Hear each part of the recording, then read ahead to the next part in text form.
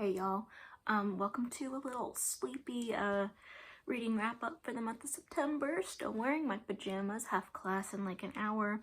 To be quite frank, would rather be planting pumpkins in Animal Crossing right now, but I need structure in my life, and these videos, they're my structure. So here we go. Just a minute. Do you think the bridge people do that about us? I don't know if they do or not, but I think it'd be really funny if they did. I read 10 books in the month of September, and almost all of them were a smashing success. So let's get into it. Where is more? What if I did this whole video in a dreadful British accent? I think that'd be hilarious, but I won't because I don't want to offend anyone. So the first thing I read in the month of September was Anne of Green Gables by L.M. Montgomery. I think it's Lucy Maud Montgomery. I read this for my independent study because I'm tracing the enemies to lovers trope, as I've said like a million times, literally. Like, take a drink of your age-appropriate beverage every time I mention that I'm doing an independent study on this channel. But I'm doing it about enemies to lovers, and I'm doing a little section on Anne and Gilbert, and I just think it's super cute.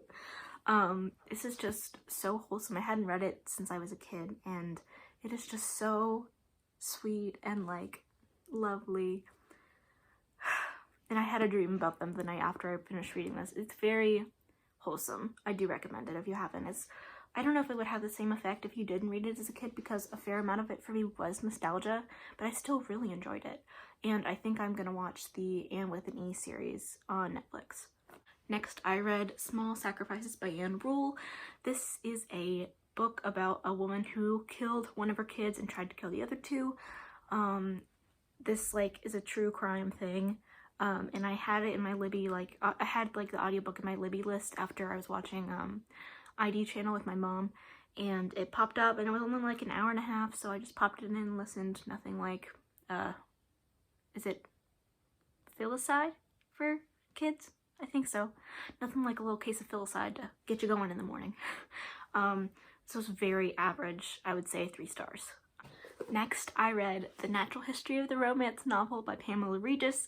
This was awesome. Oh my god, guys. So I love romance novels, and so frequently they're not respected for the literature that they are, and they're like fluffy, and people are like, oh, it's women's literature, which, you know, like, yeah, I don't know why that doesn't mean it would be any less valuable than anything else, but I mean, let's be honest, we know why. But Pamela Regis just treats the romance novel with such like a delicate hand, and she's so like respectful of its place in the literary canon, and she also like covers so many books, and she actually recommended one of the books that I'll mention later in this video, and that's how I even heard about this author. If you're honestly, a lot of my texts this month are like really academic, but and I don't know if I would have read this if I wasn't reading it for research, but it was good. I really liked it. Next, I read Folklore Rules by Lynn S. Neal. Lynn S. Neal actually came in and talked to our class over Zoom. Super cool. I am loving my folklore class. I just think it's so interesting, and especially as we come to October, the spooky vibes are immaculate. So this is a pretty quick book. So it was just I think 100 pages, and it was very much just like here's like the essentials of what you need to know about folklore. It was very helpful for that. Next, I read Hidden Valley Road by Robert Kolker. Yeah, Kolker. This is about an American family where they have 12 kids, and 6 of the 12 have schizophrenia, and it really discusses how, first of all, what it's like to live with a family with mental illness, and also they're like considered by many the key to the science of mental illness. So because it's so rare that you would have so much like in one family to work with genetically, and it was very sad but super interesting. Something that like is such a strange genre is like scientific nonfiction that's also kind of biographical. So like I can only think of one more that's like this, and that's The Immortal Life of Henrietta Lacks, which is one of my favorite books ever. I think it's such a great way to get humanities kids like me involved in like science and biology, and because it's so important to have that kind of literacy and that knowledge. But if you write it in a stiff and like, not sorry to say it, but like boring way, no one's gonna read it. But if you write it in a way that really pushes a narrative and a story and people, then I think it totally changes the game. Then I read The Haunting of Hill House by Shirley Jackson. Oh my god, so my friend Rachel, who you've heard about a million times on this channel, like, she loves this book, and I can see why. Stupendous. I kind of wish I'd saved it for October, but then again, like, you know, once it hits September 1st, it's spooky vibes all the way to the end of November. So this was so good, and her writing is just so, like, there's this one line, I guess I'm kind of a stray cat, aren't I? And I was just like, wow, just like, shoot me in the chest, huh? Okay. Oh god. Super spooky, but not like enough to keep me up at night, which is the kind of balance that I like to strike in a book. Next, I read The Unfinished Clue by Georgette Heyer. This is the thing I was mentioning about, I got the idea from the History of the Romance novel. So Georgette Heyer is like kind of an Agatha Christie contemporary, but she also wrote an immense amount of romance novels, and her detective fiction novels all have a romance in them, so I'm using them in my research. And this was like a fun little read, a classic. It really felt like Agatha Christie, but there was like love in it, and you know, Agatha Christie plus love is just like everything you could possibly need. Then I read V for Vendetta by Alan Moore and David Lloyd. Reading this for the first time right now was really disturbing. On the very first panel, second page, was the and Make Britain Great Again was just in there, and this was written in the 1990s about a futuristic fascist like Britain, and prophetic in the worst way possible, my dude. Like,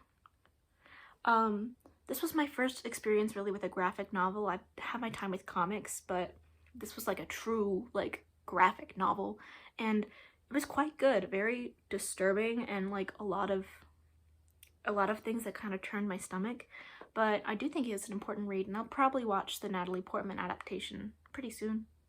Then I read Unlocking Harry Potter, 5 Keys for the Serious Reader by John Granger. First of all, love that this guy's last name is Granger. 2, yes, it sounds very elitist with the 5 Keys for the Serious Reader. That sounds super like ugh, but honestly, like, earlier I was talking about how sometimes academic texts, like, I wouldn't read them if I wasn't doing it for research, but with this I would have read it anyway. This was actually published before the last book came out, and some of his ideas about what could happen, honestly would have preferred them to what did happen. I think a lot of that's being negotiated with J.K. Rowling being like a trash fire right now and forever. But also, I don't know, this is so interesting. If you have any interest in Harry Potter and like literary like technique and narrative, super cool. The stuff that I was specifically dealing with was this idea of an alchemical literature, which is like based on the science of alchemy, and especially in like relationships and character development, like between 2 characters, so like Ron and Hermione, which is like why I read it for my enemies to lovers stuff. But this was super good. I read it all in one sitting, and it really, like, it's the kind of book that makes you want to write. Just like seeing how well things can be developed, it makes you want to develop something like that, you know? Finally, I read Autobiography by Christina Lauren. This book, like, grabbed me by the chest and, like, hasn't let me go yet. Wow. At first it took me a little while to get into it, but once I was in it, and trigger warning for, like, homophobia and your parents giving up on you. I'm probably the last person on earth who hasn't read this yet, but if you haven't read Autobiography by Christina Lauren, I highly recommend it. It is, like, in my mind, one of the top 5 queer YA books that I've ever read, and that's like my genre. So this is like on my essentials list. So that's all I have for you today. I've got a couple video ideas for October. Just gonna let you know, I am employed now. I got a job as a freelance writer. So I am still trying to negotiate how I balance my 18 credit hours with that, and also still looking for a full-time job in videos while still like maintaining my mental health. So hopefully that I'm gonna be figuring out how that all balances together, but I've got high hopes as always. So I hope you guys are doing well. Let me know what your plan is for like celebrating Halloween in a safe and non-corona spreading way. Like, comment, subscribe. See you very soon. Bye.